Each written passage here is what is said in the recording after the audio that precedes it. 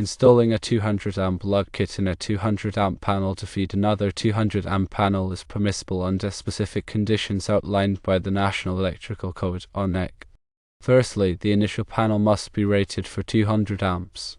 Secondly, the lug kit itself must be UL listed, ensuring it meets safety and performance standards.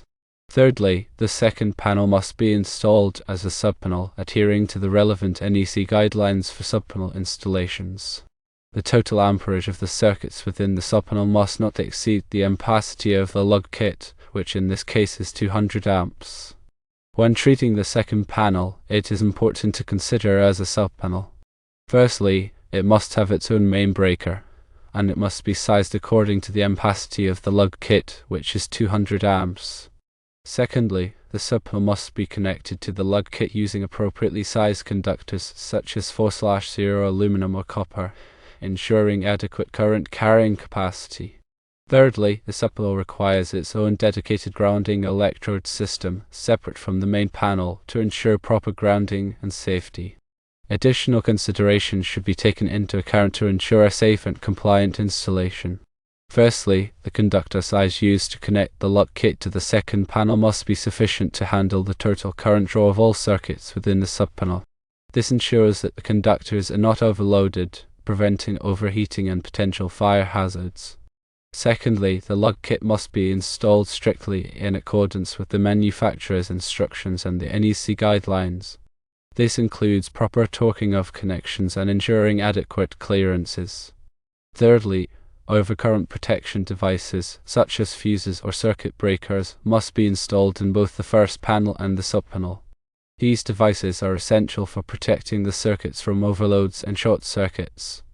The total load on the service entrance must not exceed the ampacity of the service equipment, which in this case is 200 amps.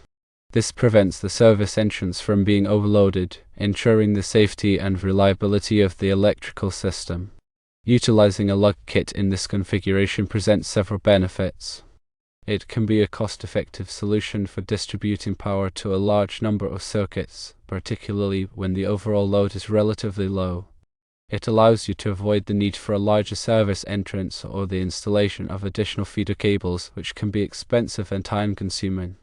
To elaborate further on the NEC requirements and guidelines, it is important to consult the specific articles and sections relevant to subpanel installations and conductor sizing. These articles provide detailed information on grounding, bonding, overcurrent protection, and other critical aspects of electrical installations. The NEC is regularly updated, so it is essential to refer to the latest edition to ensure compliance with the most current standards. Furthermore, it is advisable to consult with a qualified electrician to ensure that the installation is performed correctly and safely. A qualified electrician can assess the specific needs of the electrical system, provide expert guidance on component selection, and ensure that the installation complies with all applicable codes and regulations. When selecting conductors for connecting the lug kit to the subpanel, it is crucial to consider the ampacity of the conductors, the ambient temperature, and the dating factors specified in the NEC. The ampacity of a conductor is its current carrying capacity, and it must be sufficient to handle the maximum current that the conductor is expected to carry. The ambient temperature can affect the ampacity of a conductor, as higher temperatures can reduce the conductor's ability to dissipate heat. Dating factors are applied to reduce the ampacity of a conductor when it is installed in certain conditions, such as when it is bundled with other conductors or when it is installed in a conduit. Grounding is a critical aspect of electrical safety, and it is essential to ensure that the subpanel is properly grounded. The grounding system provides a low impedance path for fault currents to flow back to the source, allowing overcurrent protection devices to trip and energize the circuit. The grounding electrode system for the subpanel must be separate from the grounding electrode system for the main panel, and it must comply with the requirements of the NEC. Bonding is another important aspect of electrical safety, and it involves connecting all metal parts of the electrical system together to create a common electrical potential. This helps to prevent voltage differences between different parts of the system, which can be a shock hazard. The subpanel must be bonded to the main panel, and all metal parts of the subpanel must be bonded together. Overcurrent protection is essential for protecting circuits from overloads and short circuits. Overcurrent protection devices, such as fuses or circuit breakers, are designed to trip and de-energize a circuit when the current exceeds a certain level. The overcurrent protection devices in the subpanel must be sized appropriately for the circuits that they protect, and they must comply with the requirements of the NEC.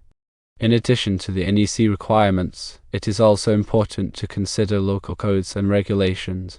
Local codes may have additional requirements or restrictions that are not covered by the NEC. It is essential to consult with the local electrical inspector to ensure that the installation complies with all applicable codes and regulations. When installing a lug kit, it is important to follow the manufacturer's instructions carefully. The manufacturer's instructions will provide specific guidance on how to install the lug kit correctly and safely. It is also important to use the correct tools and equipment for the installation. Using the wrong tools or equipment can damage the lug kit or create a safety hazard. After the installation is complete, it is important to test the electrical system to ensure that it is working properly.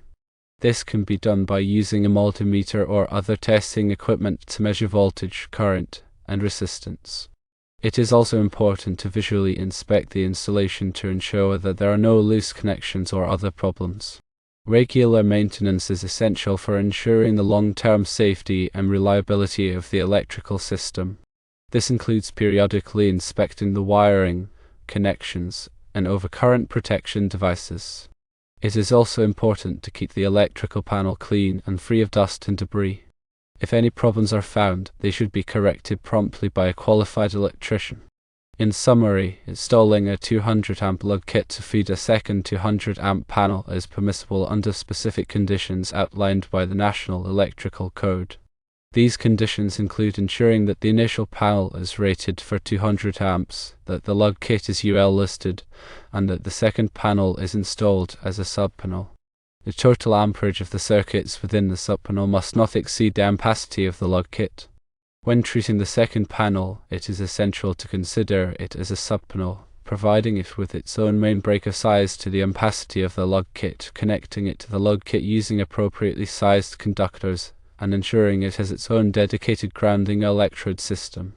Additional considerations include ensuring that the conductor size used to connect the lug kit to the second panel is sufficient to handle the total current draw of all circuits within the subpanel, installing the lug kit strictly in accordance with the manufacturer's instructions and the NEC guidelines, installing overcurrent protection devices in both the first panel and the subpanel, and ensuring that the total load on the service entrance does not exceed the ampacity of the service equipment.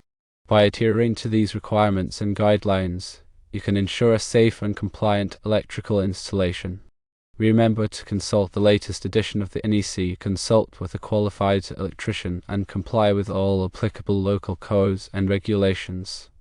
By taking these steps, you can ensure the safety and reliability of your electrical system.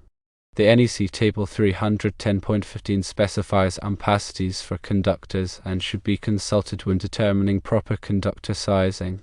The NEC Article 250 provides detailed requirements for grounding and bonding, and should be reviewed carefully to ensure proper grounding and bonding practices. The NEC Article 408 covers requirements for switchboards and panel boards, and should be consulted for information on panel board installation and overcurrent protection. Overcurrent protection must comply with NEC sections 240.4 and 240.6, which cover protection of conductors and standard ampere ratings. NEC 110.3b addresses equipment listed or labeled. The first panel must be rated for 200 amps as described in NEC 408.36. The second panel must be installed as a subpanel in accordance with NEC 408.36. The subpanel must have a main breaker sized to the ampacity of the lug kit.